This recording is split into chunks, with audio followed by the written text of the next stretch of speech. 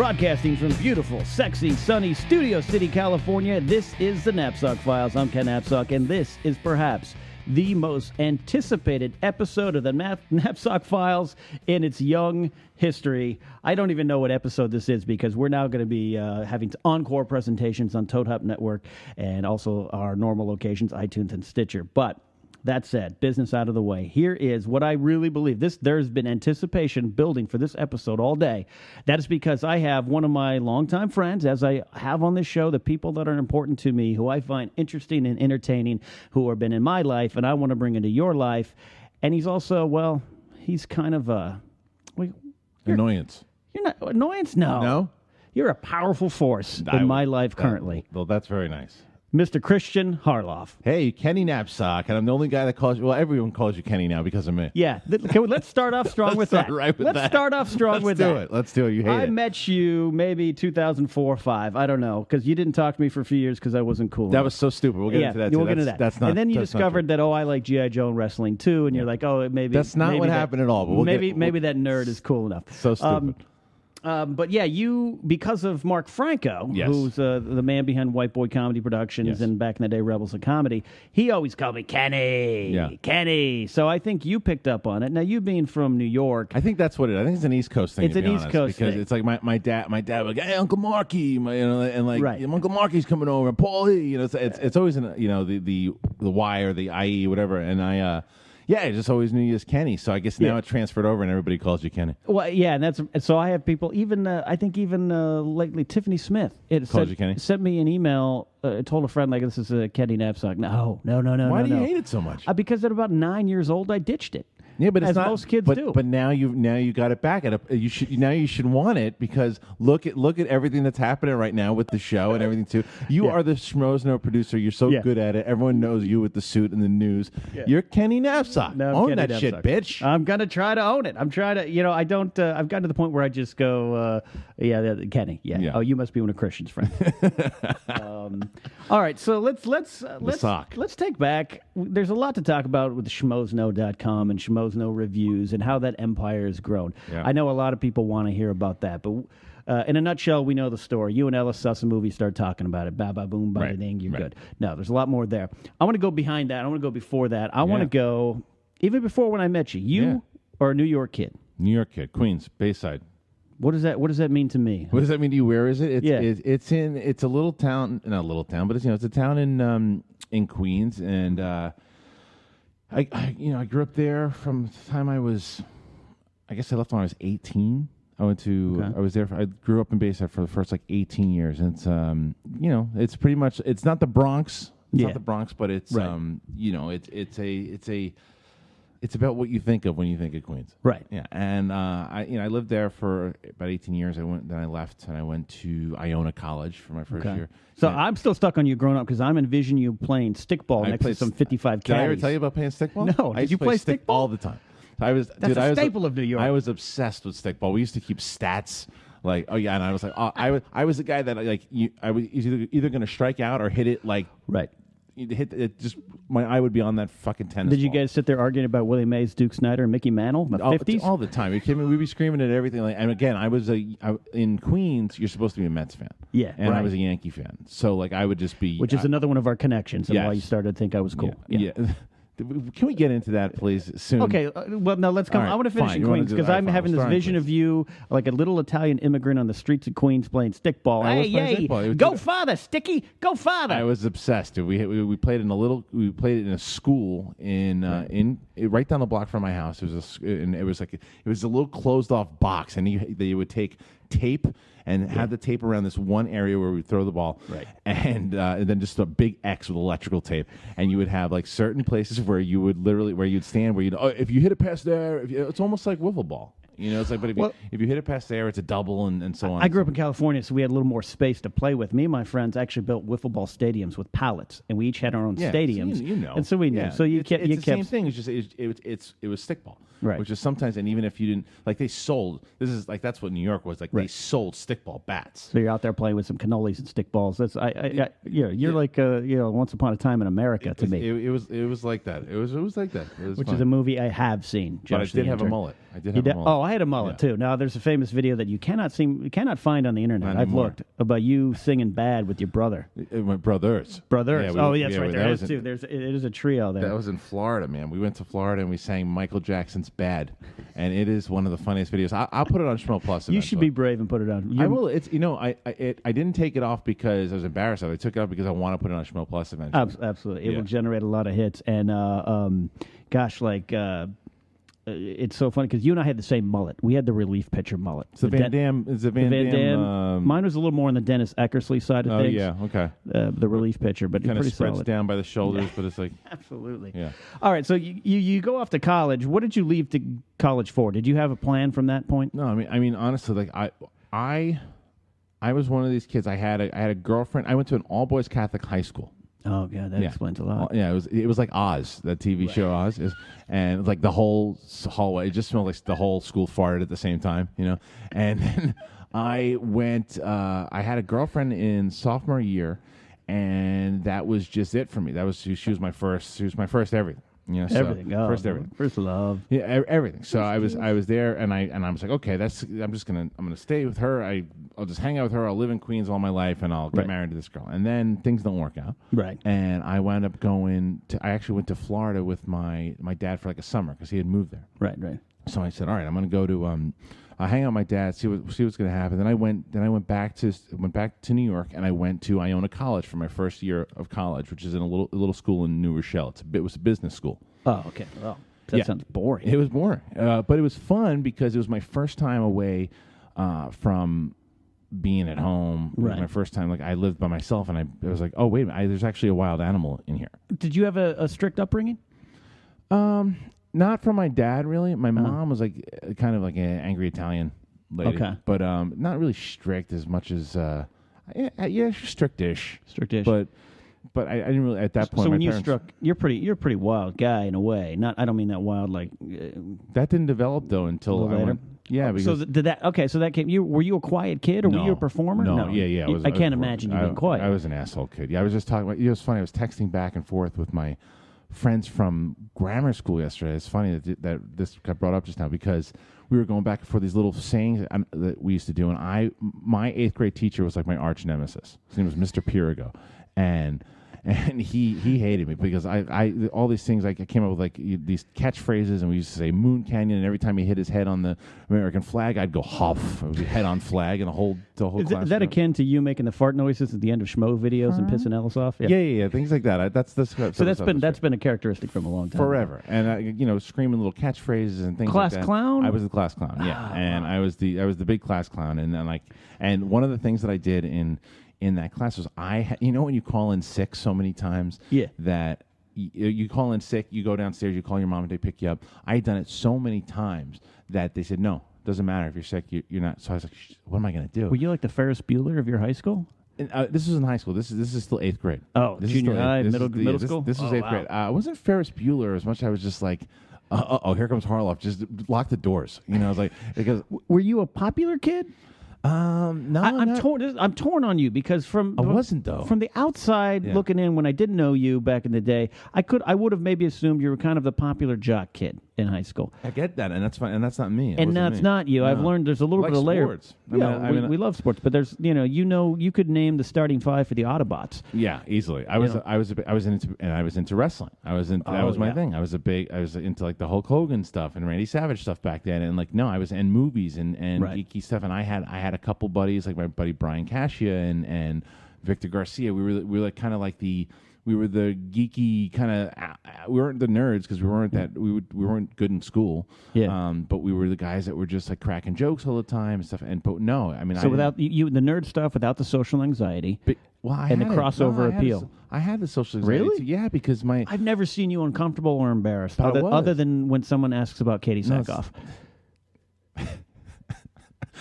So it was funny because I was for me you threw me off. You're uncomfortable. Well, there you go. But no, I wasn't uncomfortable though as once I got into college and I found myself there too. And in school, I think it was my parents' divorce when I was younger. Like it was that's when you get thrown into a different. It's like, how are you going to handle this? Who am I? Yeah, and I had no idea. I just knew I liked to crack jokes. I always knew that I liked that laughter. I always knew that I liked, like, I would sit there and I wasn't listening in class, and I remember thinking to myself, I'm going to say this. I'm going to hit this will definitely get a laugh. I remember being that. Well, then that's interesting, though, because that means to me you were a class clown with some layers. I believe, like what Seinfeld says, where most great successful stand-up comedians weren't the class clowns. They were the ones who'd make a joke, and 9 months later were going, I could have said that better. Yeah. What you're saying is you had some pre-planning. You weren't just some doofus yelling.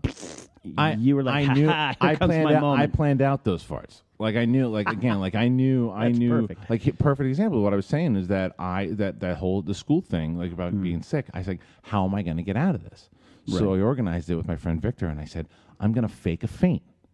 And I sat in the back of the class, and this is like it's a famous people. Every time we had a reunion, 15 years, whatever the hell it was, and I always remember the faint. I literally was sitting there, and I just decided I took a dive and I fell off the chair. The teacher who hated my guts came running over. He's like loosening my tie. You took a bump. Oh, I took a bump. I fell. I went down, and people and I told my friend Victor, I said, when I fall, you have to say, "Holy shit, he fainted," to really sell it. And he did. He screamed it out. And so the guy came and he's like, he slapped me on the face and he's making sure I'm okay. And I remember thinking to myself, if I crack a smile, I'm toast. And then he looks at me. He's like, you better be telling the truth. He looks at me. He's like, all right, you're going to the principal's office. And then my mom came, picked me up. I went home and I watched TV all day. You sure it wasn't Mia Sara picking you up in Cameron Fry's? No. I didn't. I literally probably had something like He-Man or something to watch that I wanted to watch at home. That was the. So you were a prankster from the early days. Yeah. You still love that prank shit. Yeah, I do. Oh, you get a smile on your face. And that happened. It was funny though too, because I was a good kid up until about the 5th grade. 5th grade, I was all about like straight A's and everything too. And then, so when did your parents? 5th grade. Your parents got divorced in 5th grade. Feel like it split up in 5th grade. And okay. I just I said, shit's on now. Textbook. That's it. Psychoanalysis there. But I wasn't a popular kid. I couldn't get girls for shit. Really? Nah, I was terrible. That's not the Harloff I came to know. I was terrible with girls. Like I remember, like this girl, I don't care. Vanessa Guilford was her name. Right? Hi, Vanessa. Yeah, she was, and I told her, I said she was my first crush. She said I'm the first guy that ever asked her for pizza. I was like, yeah, but you still said no. But like that. So yeah, wow. So again, so then I went to, I think it was college. It was my first year getting away, going to Iona. It was probably the first time I really was able to drink also. Yeah. And I said, oh, this is different. You're 18. It was too young to drink. I was 17 when I went to college. Oh, wow. Yeah, I was 17. You started young. Well, yeah, but I was going to be 18 like 3 months after I started. But but yeah. And that was it. I remember being that freedom. And I said, oh, okay. And you decided to own it. That was it. And I always knew that I was coming to California though. So did you have a plan? You didn't know you were going to be a stand-up comic? But no, I always knew I was going to go to Los Angeles though, because when I was in the 7th grade, like when I was probably at the height of my unhappiness in grammar school, my mom took me to San Diego for 2 weeks, gotcha. 3 weeks, 3 weeks actually, 3 weeks, with my brothers, and it was like another planet. It was like I was like, wait a minute, I'm like the cool New Yorker here. I'm like, I'm like they're laughing at my jokes, but like I can get girls here. Like I can talk. I'm like, this is a different place. You're like an ugly British guy, more or less. But it was the fact that I could. It's like I knew. It was the first time I felt like me. You know, like I was like the me of today. Yeah, you know, that's where I was able to do that. That's a scary me. Yeah, so I was able to do that kind of stuff, and I remember going, I'm coming back to California. Right. I didn't know if it was San Diego or wherever it was, but I said California, and then that was just always my goal. And the more and more I want to perform, and so it wasn't necessarily quote unquote Hollywood. It was just you wanted to go west. I wanted to go to west. I wanted to go west. Yeah. Okay. Yeah. So from that first college, the boring business college, you end up at FSU. No. From there, I went to, because then I was still back and forth with that girl. By the way, oh, that girl, your first everything. Yeah, she was back and forth, and I went. Did you ever meet Teresa? No, I just can't imagine you stopping at one. So yeah, so she. Well, that was the thing. She was. That's a name we should remember here because she comes back to play a lot in these stories. Yeah, she's actually the girl in our pilot that we shot together was based the girlfriend, and that was based off of her. It all comes back around.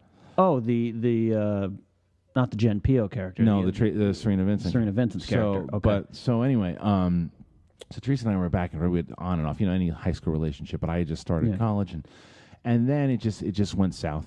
and I went to St. Petersburg with my dad, and I said, and my grades were iffy.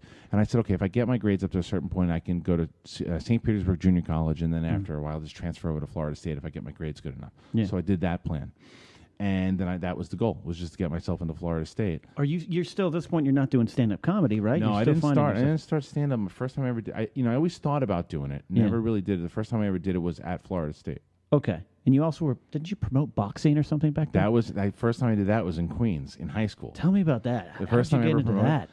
Well, I was always a boxing fan. My dad raised me on boxing. I always loved watching boxing, and then I got I had 2 sets of boxing gloves, and I was a big wrestling guy. I was always into wrestling. So Teresa's brother, my girlfriend. There's Teresa again. She's gonna pop in a few times. Her brother I was like, I want to do like a boxing thing. I want to like take bets and stuff. He's like, I'll fight. I'm like, all right. And then this fucking kid Frankie, who was this like the asshole kid. Frankie, It was Frankie, and Frankie was Frankie. You want to fight? And they fought, and I'm like, well, I'm just not gonna have them fight. I want to take bets. I'm going to have a crowd. I'm going to take a camera and interview people what they think and everything too. And I had this whole thing and I set it all up. And I will put on Schmo Plus. I still have. I've seen videos. I've seen some of the videos. I don't know if it was that high school. Not that one. You saw Florida State. I saw the Florida State one. This one was by like monkey bars. Underneath the school slide. It's exactly where it was. And if you look and you see people, you're like, that is not anywhere except Queens. Like, when you see these people, that's the Once Upon a Time in America Rocky Balboa story. And I did that a couple times, and then it was, like I said, that was in high school. People heard about it. People were calling me Don King. Yeah. And everything. And little mixer, you.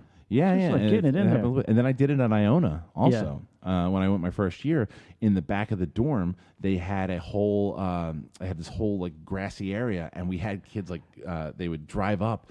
And the cameras were on them, and they would get out of the car with like robes on and stuff, like bathrobes, and they would fight. And I would take and I paid for a lot of stuff. I made some good money doing that. At Iona. Well, you've been a schemer since the early days. You've been nothing but a schemer. Yeah. So let's jump around here a little bit. And by the way, is there going to be the Schmoes No Fighting League soon? Maybe. No, those days are done. Those days are done. Again, the whole the UFC thing. I wanted to do because in Florida State we did Thursday Night Fights. Yeah, is what it was called. I wanted to do a reality show. My buddy Andrew Freed is a producer. Yeah. He and I were working on that, and then the Ultimate Fighter show started, and I was like, dude, these guys got it right. I'm like, let's just back off because these guys, this is what people are going to watch, and that was the show that I wanted to see. MMA, and more specifically UFC, seems to have got the perfect mix of reality and showmanship. It stole me away from boxing. Yeah, absolutely. And it stole a lot of people away from wrestling, from the Attitude Era. Let's talk about wrestling quickly. I don't want to turn this into a wrestling podcast, but I know a lot of people want to know. You, it's well known on the Schmoes Know podcast, and in Schmoville, I'm a big wrestling fan. I work in wrestling, and co-own and operate Millennium Pro Wrestling, and you are a wrestling fan, though you're not an active viewer. I used to be obsessive like you. Yeah. Like everything. I knew all the websites. I knew all this, everything. I mean, I could tell you all the champions, all that. I mean, I was obsessed. Right. It was legit. Like when when it first kind of came out with you, it wasn't like, oh, I knew Hulk Hogan and Coco Beware. Like, no, I knew everybody. You knew it. Yeah. But then you wrote for the WWE. Well, that was the reason why, because I was a buddy of mine was like, dude, why don't you try to like do something with them? Because when I got out to California, I was watching SummerSlam and Survivor Series and all that stuff. I had those big parties. And my friends said, why don't you try to do something? I'm like, all right, maybe I should. And then it turns out my friend Jay, his girlfriend at the time, was working at WWE. Okay. It's WWF at the time, but it's and ran it like in the finance department. And I was like, this WrestleMania 17 was coming up, and it was in Houston, I think. Houston was the big one. Yeah. Houston. So I said, and we're like, let's just drive there. So we drove from LA to Houston. I said, all right, let's go. And all the wrestlers, we stayed at the same hotel, so I had the whole layout where everybody was. And she said, the wrestlers are going to be at that bar down there. So I went down there, and everybody's going after all the wrestlers, and everybody's talking to the wrestlers. And I'm like, nah. I'm looking, and then I see Paul Heyman, Paulie Dangerously. Yeah, Paul Heyman. And I walk up to him and I said, Paul, look, I know you get this question all the time, like how you become a wrestler. And he looks at me, he's like, yeah. And I'm like, how do you become a writer? And he goes, write a letter. And I go, I did. He goes, write another one. And I'm like, great advice. It's great advice. And I went to WrestleMania 17. I went and enjoyed the thing, and I got home and I wrote a letter to not only Stephanie Vince McMahon, but to I got the girlfriend, my buddy's girlfriend. I got all the list of everybody, and I wrote every single person on the creative team. I wrote every single person like that I could find. Like and I sent it. and then it was like you remember in Shawshank Redemption? Yeah. Did you see when Andy Dufresne keeps writing the letters and they're like, just fine, here's the record player, just stop. You know, and they basically said, we want you to write samples for us. Okay. So I wrote the samples after they asked me to do it, and it was all like Chris Jericho stuff, and it was right as that transition between WCW and WWF. Yeah, so it's about what, 99? No. 2000? This is like mid 2000, 2001. Okay. Wow. Yeah. Right. No. Yeah. 2000. It was 2000. Okay. Yeah, that's exactly when it was. And then so I wrote it, and then they're like, Stephanie's really impressed. Vince was impressed. They want to fly you out, and they want to have a meeting. After I did like 2 samples, so they flew me in, and again I'm like 21 at the time or something like that, and 21, 22. I can't remember what it was. And I walk into the meeting, and it was Paul Heyman. Brother Love, whatever his name is. Bruce Pritchard. Yeah, I did refuse. He was a cock, so I refused to get his name right. Yeah, he is. Michael P.S. Hayes, Stephanie, and the 2 of the other writers was Brian Gerwitz, and what's the guy's name? Pete something. I can't remember. But anyway, and then they grilled me, and they had to. I remember reading an interview with Triple H to where it said, like, someone had asked him if he didn't get it what would we have done? And he's like, I would have done the same thing again. I would have tried again. Right. And then, so Paul Heyman asked me in the middle of the interview, he goes like, if you don't get this job, what would you do? I said, I'd probably write you a letter next week and ask you if I can have it again. And he goes, you're hired. And and they all said, and then what Paul Heyman did, he said, there's something about you too. He brought me into the announcer's booth. And I remember you telling me that. Yeah, and they tried me out there, and I was you talk about being nervous. I was nervous. Yeah. So you're in a room with Paul Heyman, Michael P.S. Hayes of the Freebirds, Bruce Pritchard, who is Stephanie McMahon, and Vince himself. Vince wasn't there for that meeting, but I did work with Vince. But even then, often. That's a group of intimidating wrestling personalities. Yeah, especially at that time. And you're a young kid who just kind of not tricked your way in, but just kind of, let me be part of the team. Well, but this was the thing that they do, and I don't know if they still do this, and I found out that they had done it before, and then they've continued to do it afterwards. What they do is, and it's smart if you think about it in a business way, they take LA writers, and they recycle them. So they get you for like a couple of weeks, or my case was like a month and a half, 2 months, whatever it was, and they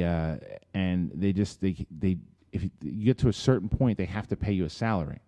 Right. So if they don't keep you before that, they cut you. They keep the ideas that you submitted. They use them, and then that's it. They pay you whatever. It was a nice amount of money that I made while I was there, but not as much as what I made had I got past that point, because they had to pay me a year's salary. Right. And they did that, and they recycled a lot of writers that way. They churn out writers left and right. And it's very inside though, dude. I mean, like they like. Paul Heyman was really cool to me. He took me under his wing, tried to do some stuff too. Wouldn't trust him as far as I could throw him across the room, but he was the guy that took me in. Michael P.S. Hayes and Bruce Pritchard hated me. I could tell they hated me. Like they knew I saw it in their eyes afterwards when you start reflecting. They knew that I was gone. Like they knew. Like and Shane McMahon actually was starting to warm up with me at the end, because he was like that tough love dude, not a dick the way those guys. Well, Michael P.S. Hayes wasn't as much as a dick as Bruce Pritchard, right? But anyway, and again, I was a young kid, I didn't know what I was doing, right. and I was still I was a super fan too. Like now, like I would have dealt with the situation different, right? Yeah, I mean, again, when I met Stone Cold, Steve Austin, I was like, it would have been like had like a 13-year-old met him. It would have been the same thing, but you had to work. I was thrown into it, man. Then I was thrown into it like.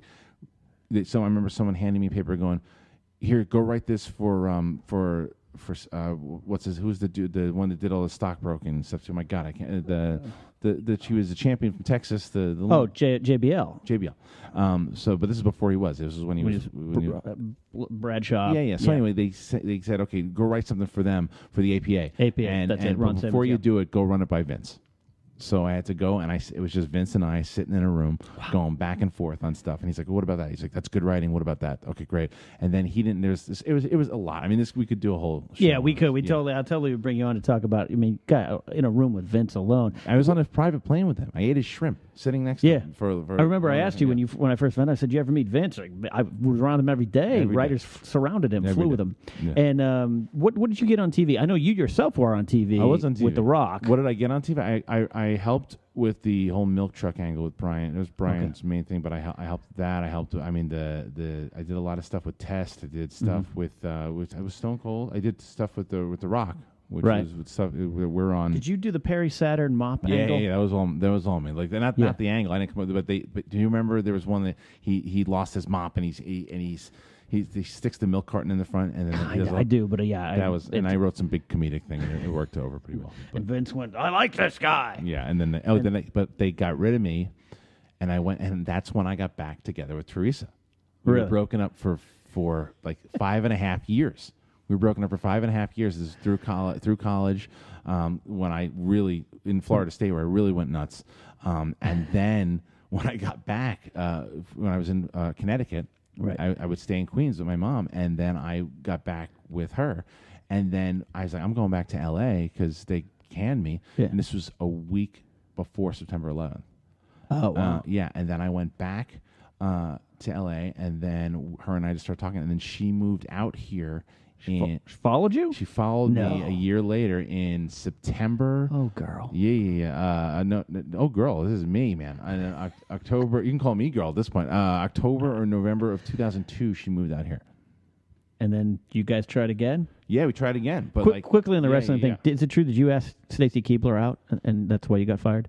That's not why I got fired, no. But You did ask Stacy Keibler out. I asked her to a wedding because this thing, like, and the funny thing is too, I ran into her again at now that she's big time, the whole Clooney thing and everything too, and this is before Clooney, but she was at my buddy Eric Olson in Navid. She was in there for a general meeting, and I went back in there, and because her and I spent a lot of time together. Right. She didn't remember me for shit when I went back in there, and dude, we spent like 5 hours on a plane, and then she had like fallen asleep like on my shoulder, and I felt the eyes on me. I felt the eyes because Stephanie called me in the next day because and I asked her to a wedding, and she's like, yeah, I would go, and then and then Stephanie's like, we don't date the wrestlers, and I'm like, aren't you married to him? But again, like I said, like now I see Stacy Keibler, shouldn't know who the hell doesn't know who you no, are. not at all. Yeah. All right. Well, like I said, we could totally do 2 hours on wrestling. Yeah. But what that story tells me, though, that sets the standard and bar for you as a person. If you want something, you're going to go out and get it. You have that drive, which is something I've always known and respected in you. Like, I'm going to do, you know what I want to do? I want to do my own TV pilot. You're going to go do it. You know what I want to do? I want to start a Schmoes No Movie review business. And all your friends are like, what are you going to do? Yeah. Now it's an empire growing. So you come out here and you want to do stand-up. Yeah. You focused on that. I didn't come out here to be stand-up, though. It was funny. Right. I came out here actually to write and direct. Okay. Because when I was younger, I shot like short films, and I was writing. I went to the New York Film Academy at UCLA while I was at Florida State. You're a regular J.J. Abrams.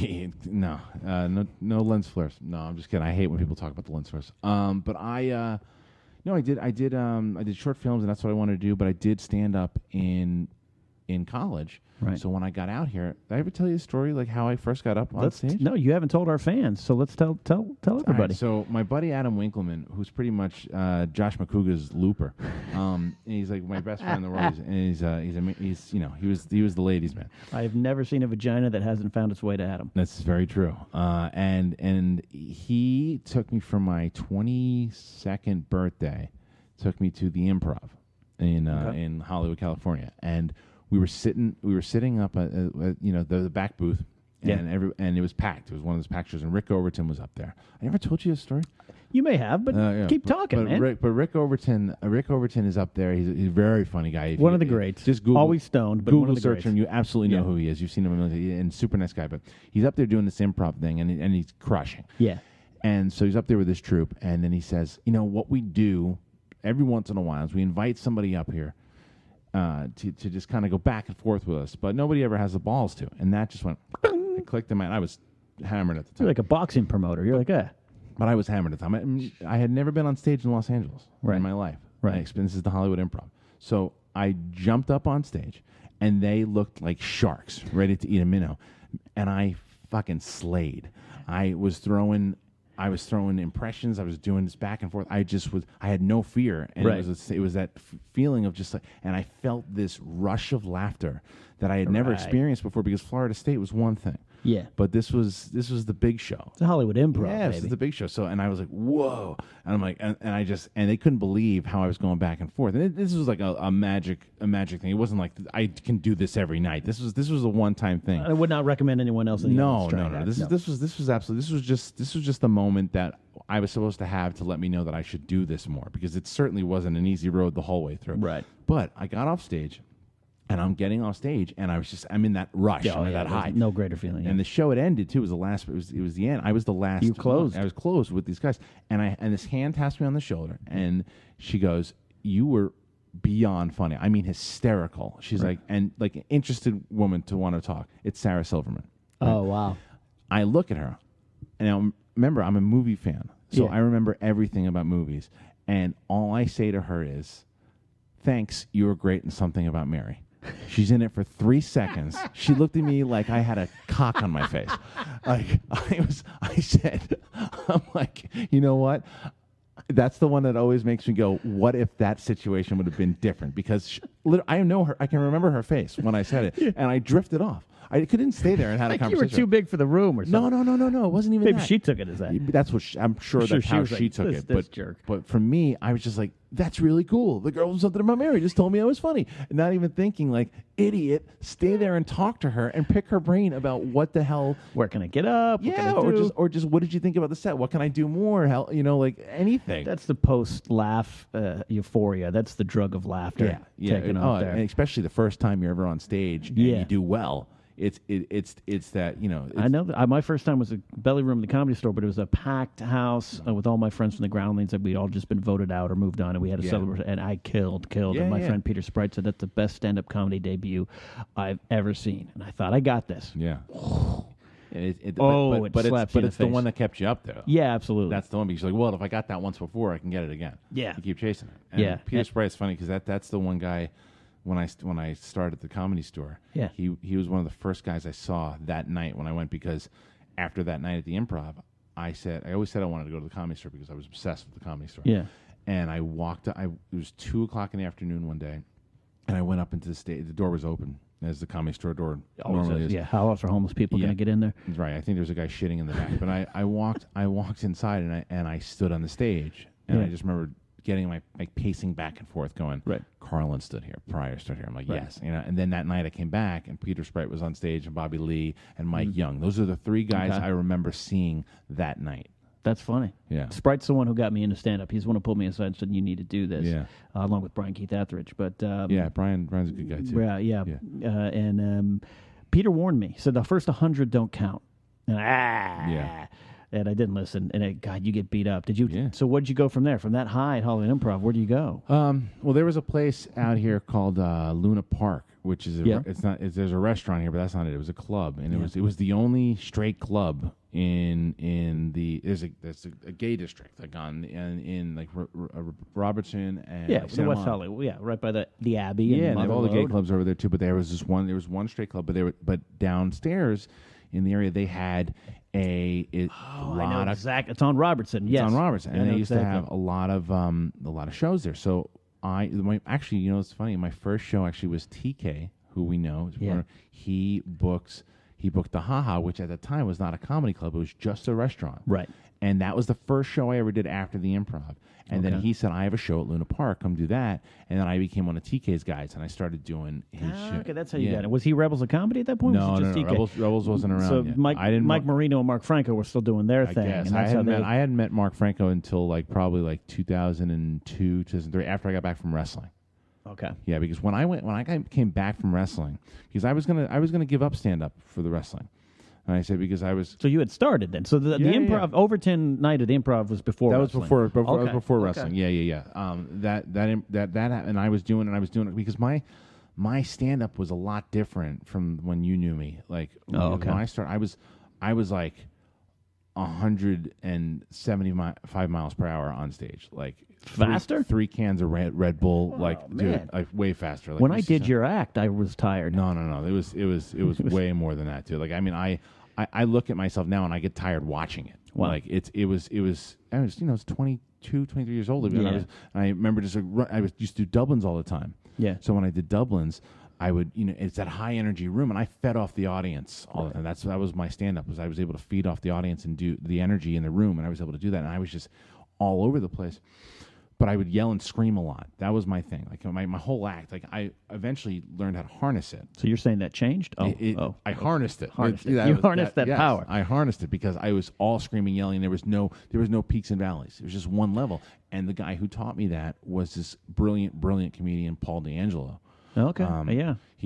Brilliant guy. And I just remember watching him going, oh, how do you craft jokes like that? And he was this Boston guy, and he was like, you're all over the place. You're here, you're there, you can't, come on, get over it. And he used to mentor me, and I used to go to his place, and he used to say, hit this, do that, hit that, and I used to pay attention to it. And I remember when I was at the wrestling, when at WWE, still thinking about it. Yeah. And then I came back after. I remember being on the plane going, well, I got to hit stand up full time now. That's what I got to do. And got to hit hard. When I got back, I hit it. I did all the open mics. I did more. I did the bringer rooms. I did all this stuff. And then Sam Tripoli, who's a really funny comedian and a guy and a friend of mine from the Luna Park days, he says, I just got passed at the Comedy Store. Be a regular. So what that means for those out there, you have to test, be in front of Mitzi Shore back in the day, and then you get passed to be a regular. Then your name gets on the wall. Right, and you become a regular at the comedy club. And then my buddy Brett Ernst, who I used to perform with all the time, and he was a good friend of mine, and he's like, dude, let me recommend you the Comedy Store. I think you're ready. So I'm like, all right, let's do it. So the way it worked back then was they would showcase you. Right. Like 3 nights you get a chance to do it. So Mitzi would come in, and she would sit in the back, and she would watch. You'd get 3 minutes, and if she liked you, she could pass you right there, or she'd say, "Come back for 6, come back for 10." And it was funny when I remember starting my first showcase started in the beginning of August.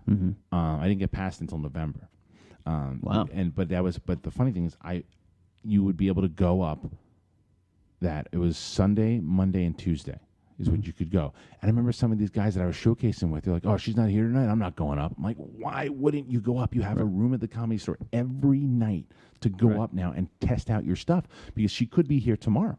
Right. And, and the energy might not be on tonight, but at least you're trying out, oh, well, that didn't work, let me try to do this. And I did that, and it was, like I said, there was one time it was 3 minutes, and she was in the room, and I had a good set. She's like, you're really good, you should come back for 6. And I came back for 6. And then, finally, it was November. She came. If Mitzi's finally coming in again, she's going to watch everybody. And I just had one of those sets. Right. And she's like, you should do comedy here. You should be your home. And I became a regular. Home. Yeah. How many nights a week were you doing it? 7?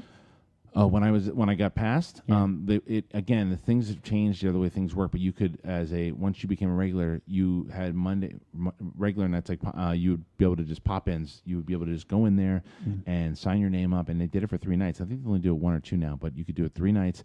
And I was up there every night. Monday, Tuesday, Wednesday. Then I start getting spots. So sometimes I could be 4 nights. Sometimes it could be 5 nights. It just depended.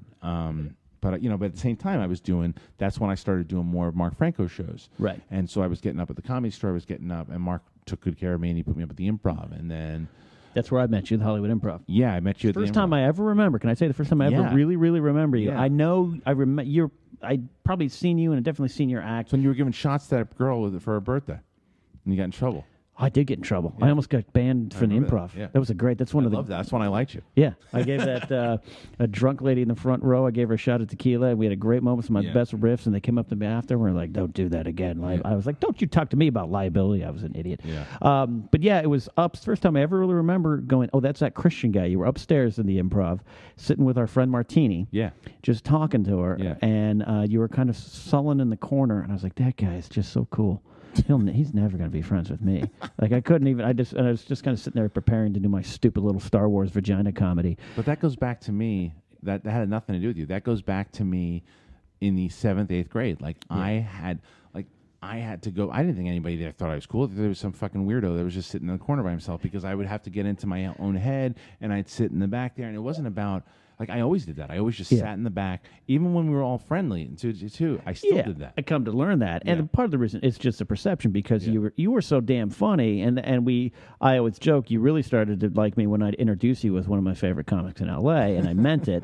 But yeah, you're good, and then there's this, well, he's just in the corner, so it's my problem that I'm like...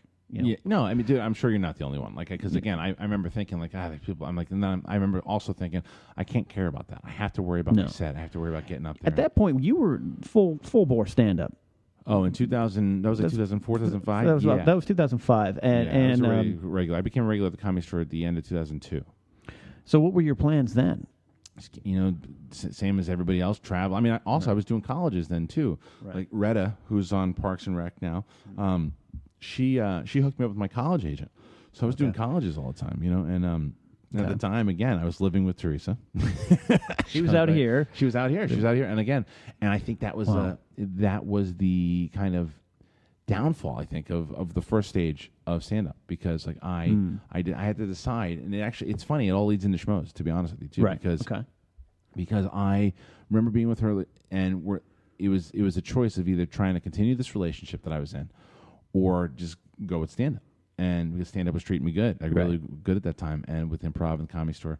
But she was out here, we were talking about marriage and all that kind of stuff. And then she's like, "Well, are you ever going to get a normal job? Are you ever going to do that?" I'm like, yeah. And I'm like, I don't know what kind of normal job I could get. And she's like, "Well, you like movies?" And I'm like, "Well, I do like movies." So that you're right. I called my buddy Trevor Engelson, who we've actually had on the Schmoes Up podcast, and he's a manager and a producer. But at the time, he was a manager, and he came up to me one day after doing a set, and we just 5 minutes. He's a New York dude, and I called him in 2003, and I was like, "Dude, I'm looking for like a gig while I'm doing stand up, like anything to kind of get me movie wise." And he had a buddy he went to college with who worked at Village Roadshow.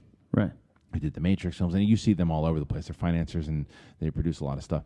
So he's like, "Let me call him over. See, would you want to do an internship?" I'm like, "Yeah, I'll do an internship." So I interned over at Village Roadshow, and I kind of made my grounds there. I met my buddy Fred Klein, who's a really good dude, and he kind of like mentored me there as well, and kind of taught me the ropes with development and how things kind of work there. So I was at Village, and I interned there for a bit, and then I was like, "Well, I got to get something paid." So I started working at Alcon Entertainment as like a runner. And which is just running around delivering scripts and stuff. The lowest level, more or less. But it was cool. It was a good job. The people were cool over there, and so. But I was on the inside there. But my stand up started to kind of not do as much, and then back and forth Teresa, and then Teresa and I just fell apart.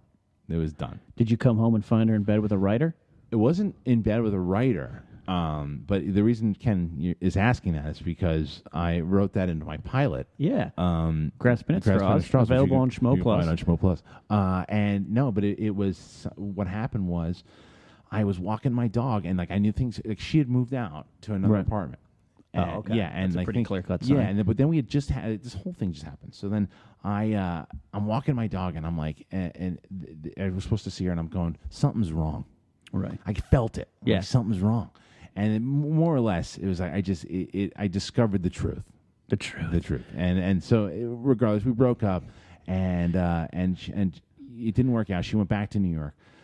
She took off. She left. You broke her heart, or she broke yours, and she. It was. I'm just the type of person. That's it. I'm not going to be like. Look, I mean, her and I, we're still friends and everything too. But that's it. You got back to her like 5 times. No, after but that's it. So that never happened before. So it was infidelity. It was cheating. Yeah. Okay. That's what I'm saying. That's it where the truth. 100% was that. Okay. Yeah. That's where the truth came out. So I said, I'm like, nah, no way. I'm like, look, we've always had, we're good, but we're good. Like we'll always be friends, but no. And then forgiven, not forgotten. And then it was like that scene in Gladiator with Maximus, like inside my head, unleash hell, and then that just was where that. About the time that 2006 rolls around. This is 2005. This is it was the end of 2004, and then 2005 is when I started. Because then in the beginning of 2005, I got my job working at Silver Pictures. Gotcha. And that came about by luck. I mean, you talk about luck. I was working at Alcon at our team, and I got an email from somebody, like those mass emails that going, "Hey." Yeah. David Gambino and Eric Olson, two executives over at Joel Silver's company, are looking for an assistant. I'm like, I'm a runner at Alcon. How the hell am I going to get this? So I'm like, whatever. So I call my buddy Jesse Israel, who was working over there at the time, and I go, Jesse, I'd like to try to get in there, man. And he's like, yeah, let me see what I can do. And he got me the interview, and I just remember doing that thing that I did at WWE, and I said, turn it on. Right. Tell your stories. Talk about, because I know all the movies that they did. I know Predator. I know Die Hard. I know all this stuff, and then I just talked movies. And David Gambino, again, for anybody who listens to Schmoes, has known that David's been on the show, and we just vibe right away. And then I got my old friend Rachel Rothman, who I used to work for. Like, she's a manager. Yeah. She called up and gave like this raving review how great of assistant was. And I was a terrible assistant, but gave a raving review about it. And I went through 1 or 2 rounds, and it took me a little bit, and I got the job with them. And I remember David saying, "All right, kid, you got the job." And it was literally like that. And then And that was it. So it was that. I had no relationship now. I was living with, and Winkleman just moved in. My buddy Adam Winkleman just moved in. Oh, boy. Is this that place over behind the Beverly Center? Blackburn. Yeah, because Teresa and I lived there first. Oh, really? Yeah, that was our place. And okay. then it turned into the... It turned into a bad place. It turned into a house of ill repute. So Winkleman was working there. I mean, Winkleman was living there. Then I got Winkleman a job at Silver. But anyway, so I started working at Silver Pictures. I'm single. I'm still doing stand-up. Right. And so that's all I had at this point was my job and stand-up. So my relationship was stand-up. Right. And then I really dedicated my life to stand-up, really, too. It was tough. It was tough. But you punctuated that relationship with some other fun times. The 2006 Harloff. 2006 was one of the best years. Before I met my wife, it was one of the best years of my life. Yeah, and let me, your wife. I'm so glad that you found someone that you can settle down with. But it truly for you is settling down. Like, and I don't mean in a bad way. Like it's like that you needed to land the space shuttle for the moon. You were orbiting. She knows she knows I was an animal. She knows. I mean, but that was the thing. But it makes more sense now if you think about it too. Right. I was on and off with my ex-girlfriend for a period of like 8 years, on and off. So then when I went nuts in college, I went nuts. And when I went nuts when I was doing stand-up, I went nuts. And it wasn't, I watched it from afar and watched it up close because I many times would have people come up to me, girls, and I'd be like, "Hi, how you doing? I'm Ken. Hey, can you tell me about your friend Kristian? What's he about?" Like it's just all the time. You wasn't a disrespectful animal. You weren't some crazy guy. No. I wasn't. You just were a successful, funny, good-looking cat, and with great chemistry. But I think the reason why I was able to do what I did, I was talking to somebody about that. I was talking to Tiffany about this the other day, and I said, "You can't lie to you can't lie to women. Like you tell them honestly. Honestly, it works. If you say right off the bat, this is what I'm looking for. This is what I want to do. This is this is what I'm all about right now. Right."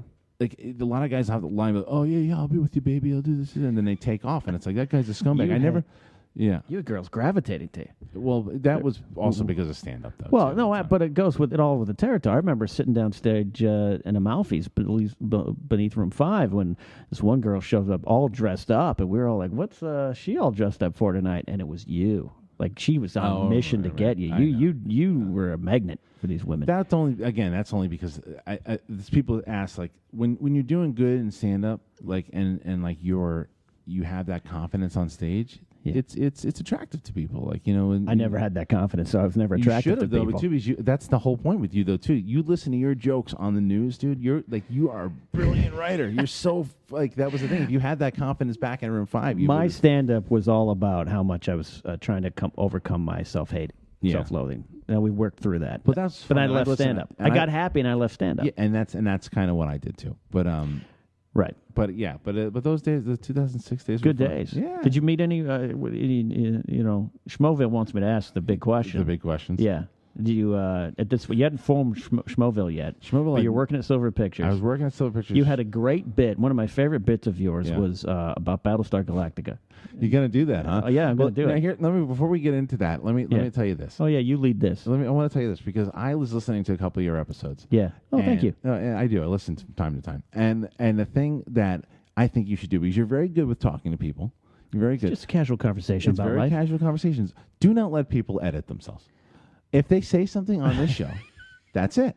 I only had one person edit himself. I'm not going to say who. He said something that later on he said, "Look, I'd like to take it out because of you say no of reasons it met." So I say no because I had somebody say that to you. You say no because it's like I will not edit anything out of this show. Well, I'm just saying. That's good. I don't care. Did you date Katie Sackhoff?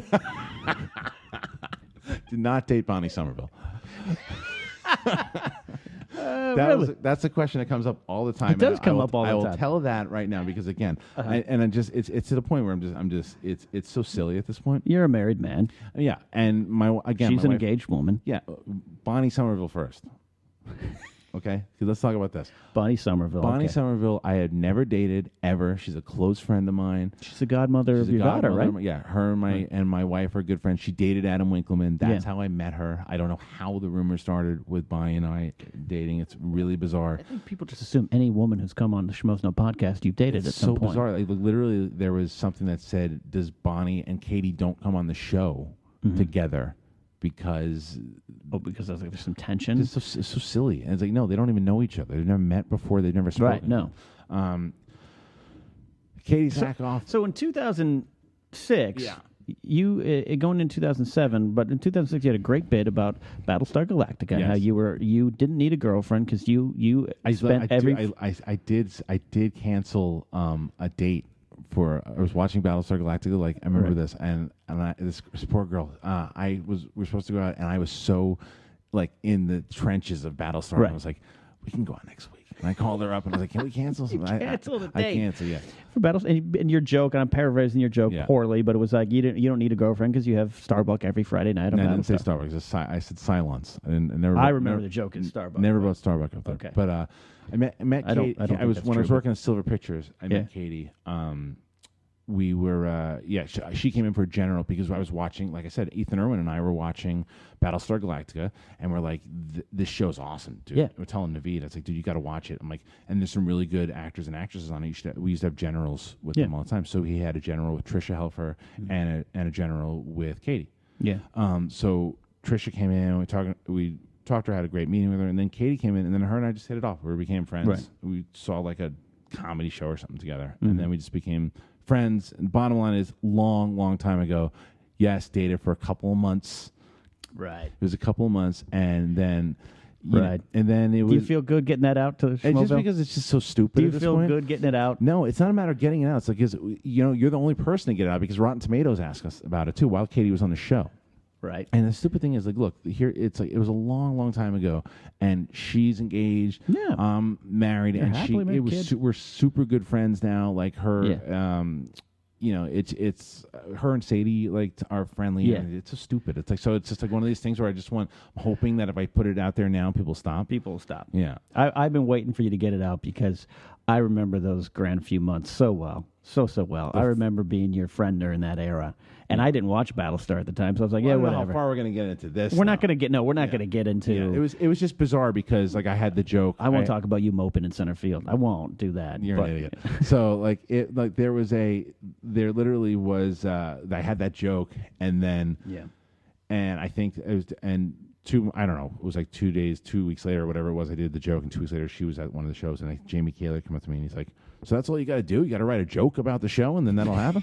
So, but yeah. Legitimately what it was. I Yeah, mean, that's what happened. I mean, not a lot of people are going to have a chance to have a general meeting and put your joke and bit in front of her. And right. Well, that was, and again, it just shows, just going into the fact that she's just such a cool girl. And like, she is Starbuck to me. Like, not really. She's not that tough. Like that. She can be tough, but she's just so cool, And like that was the thing with her, is that like her, again, to this day, we just have a very cool back and forth. Yeah, and that was what it was in the general. It was like it's just two people. Like we knew she got great. Everyone knows who listens to the show. She got a great sense of humor. Yeah, funny girl, and that was the thing.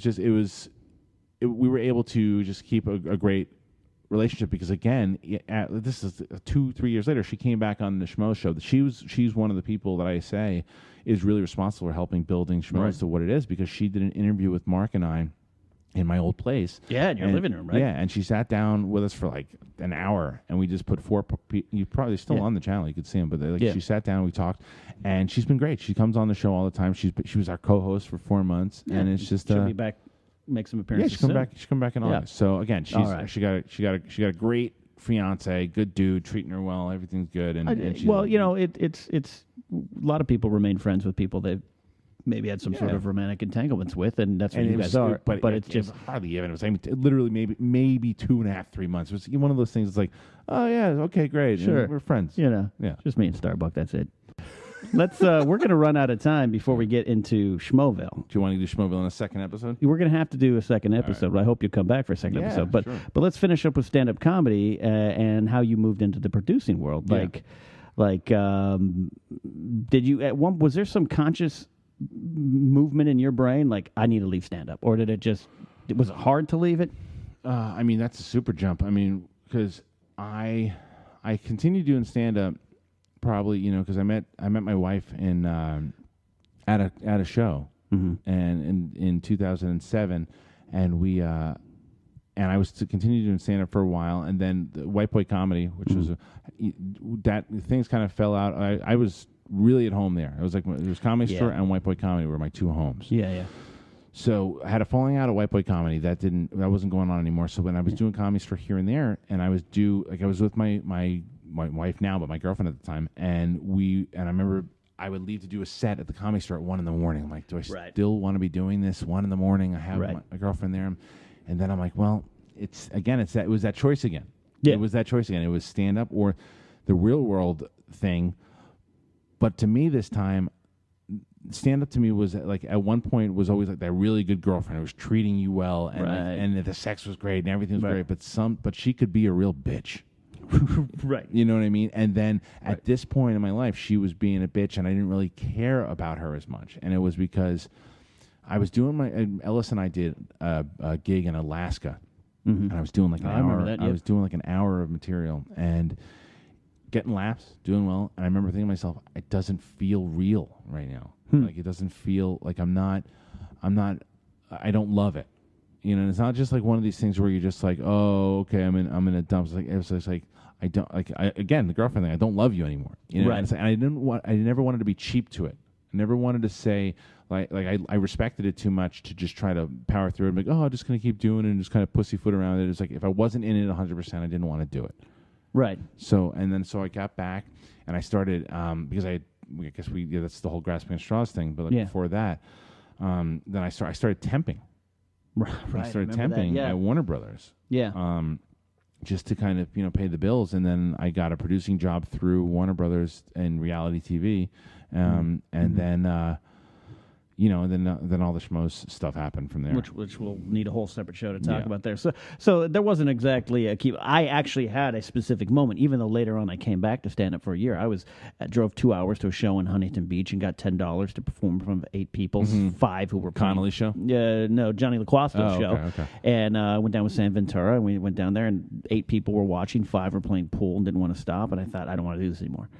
That this is not what I want to put my energy into. It's tough because those shows. It's the opposite of what we were talking about before. You get the first show that seduces you, and then when you really hit like it's like The Wrestler. With Mickey Rourke. It's like when you're performing in front of a gym in front of 3 people, you're like, oh, what am I doing? But that's the game. I miss the friends, like I always say, on a regular basis, but I miss killing as I did from time to time in front of 230 people at the Hollywood Improv. Nothing can beat that feeling. Dude, it's very hard to. It's tough. I mean, it is. My father-in-law just asked me the other day. He's like, "What did that feel like?" He's like, "What was it?" Because I'd done a show, I guess, one time in front of it was like 2,500, 3,000 people, and I was headlining at one of the colleges, and I slaughtered it, and it was one of those shows, and it's undescribable. It's just like it's a drug. It's drugs. Get off stage, you head out to the bar, or you just get off stage, and there's a feeling that the universe is right. Yeah, and we felt it all the time at Room 5 at the White Boy shows. You'd get off, you'd have those big sets, and you knew, hey, it was the energy. You could feel the vibe and feel how it was, and that was what was really cool about the White Boy Comedy Days was that it was that kind of little, like you and Beatrice had talked about on your last episode. It was that. It was that vibe was really good, that you felt it was even when somebody did bad, it was okay because your friends were still there, and it was that rare thing because you don't really get that a lot in stand up. No, stand up is not a comforting world. No, it's not, and that was what was so great about that back then. But just in regards to stand up, it was. It was. I mean, I don't say I don't regret a single thing about it. For sure. Nor do I. No, and it's just it's just it was that time that I said it's right now. You got to choose to do it. Yeah, there's a dividing line where this becomes a profession versus, I watch Lou Santini, my close friend, work for 3 hours on jokes every day in his room. And that's the thing. And that's what people have to do. Mark Ellis is great on stage. If you've ever seen Mark Ellis, it comes out naturally. That is crafted, and a lot of work goes into that. Yeah, and Louis C.K., I have people tell me, I love Louis C.K. He just up there telling the stories. He tells that same story over and over, and each word is crafted. But let me tell you something about him, though. And this is a story I always tell that I love about Louis C.K., and one of the reasons that he's one of my favorite comedians of all time. Mine too, yeah. I was at the Comedy Store one night it was maybe 1 a.m, and Louis C.K. comes in. He's like, I want to do a spot, and they're like, there's only 6 people in the audience. He goes, I don't care. Right. And he jumped in, and there might have been 6,000 people in the audience. You wouldn't have known the way he was performing, and then it was like that. To me, that's a pro. I mean, that's a guy that just he didn't. It was just he was working. Right. He was working, and that's the key word there. It's like you saw the way he was doing it, and that's when I was in the thick of it. That's how I would do. I mean, I would go home. I would write jokes. I would do this. I would perform. I was going up 7 nights a week, two shows a night. Then I would go to Silver, go back, and that's what I was doing every week. And then that's what you can do when you don't have a relationship. When you don't have, and that's why I give Steve Renazizi all the credit in the world. Like Steve Renazizi is a good buddy of mine. He's married, has 2 kids, hit TV show, does stand up all the time, holds his marriage. I mean, that guy, that's how you got to do it. Bob Oshak's another guy too. Yes, Oshak. I love Oshak. Yeah, it's hard to be married and have and do it. It is. I found every time I was in a relationship, I was out of comedy. Every time I was single, I was back in it until I finally left. It's just the way it works. I'd love to have you back to talk more. We have not even got into the biggest thing of all in your life, other than your wife and your child, and that is Schmoes No. Yeah. So would you come back into the studio? Can I prop up another beer for you? Yeah, let's do it. And maybe we'll get the editing button out. Yeah, get the editing button out. Okay. That's Kristian Harloff. I'm Ken Napzok. This has been the Napzok Files. Tune in next week for part 2 of Kristian Harloff, where we talk about Schmoes No and who else he may or may not have dated in Hollywood. We'll see you next time. Well, you can find me at Bob Finstock.